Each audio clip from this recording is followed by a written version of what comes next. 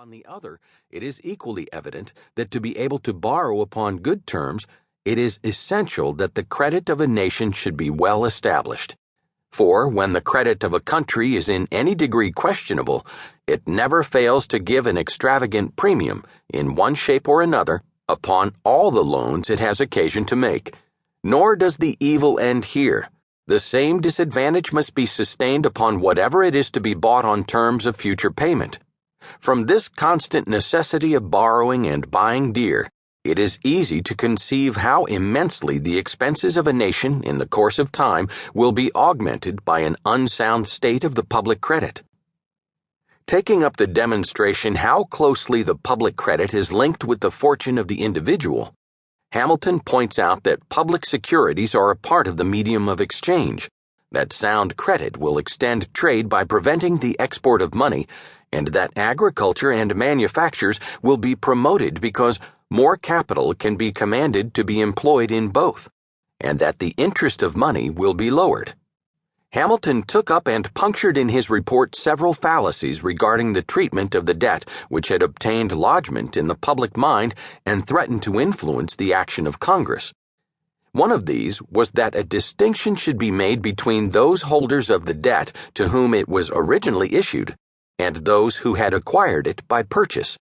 As the latter holders had bought the debt in some cases at a mere fraction of its face value and for speculative purposes, the specious argument was made that they were entitled in the settlement with the government only to what they had paid the original holders. Hamilton set himself to dissipate this prejudice by showing that the man who had been willing to purchase the public debt might be quite as patriotic as the man who had parted with it for a price. He suggested that if the debt was thus purchased in the confidence that it would rise to par, the act was a proof of the patriotism of the purchaser, and it would be a sorry return for this confidence to make it a reason for discrimination against him. But much more important from the public point of view, he pointed out, was the sanctity of contracts guaranteed by the new Constitution and absolutely required to give a stable character to the securities of the government. If the government were to discriminate between the original holders of the debt and other holders, he made it clear that a degree of discredit would be cast on all the obligations of the United States, no matter in whose hands they were found, which would tend to defeat the end and aim of all his measures, the restoration of public credit. Upon this point, he said, "The nature of the contract in its origin is that the public will pay the sum expressed in the security to the first holder or his assignee. The intent in making the security assignable is that the proprietor may be able to make use of his property by selling it for as much as it may be worth in the market, and that the buyer may be safe in the purchase. Every buyer, therefore, stands exactly in the place of the seller, has the same right with him to the identical sum expressed in the security, and having acquired that right by fair purchase and in conformity to the original agreement and intention of the government, his claim cannot be disputed without manifest injustice." The impolicy of a discrimination results from two considerations.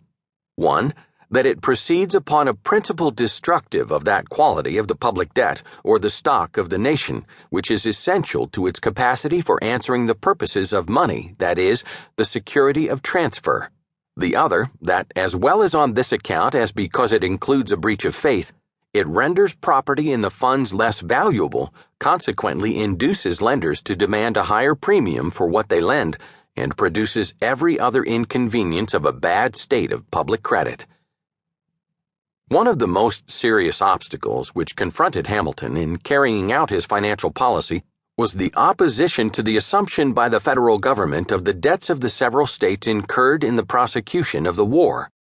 The states which had been remiss in paying their quota for the general expenses and those which had not been called upon to pay much for local defense did not see why a burden should be imposed upon them, even in equitable proportion to the other states, for the purpose of relieving those states which had been prompt with their payments or had been compelled to spend freely for the protection of their own boundaries and people. This prejudice Hamilton faced with the same clear vision and resolute purpose as that against providing for the debt of the Union.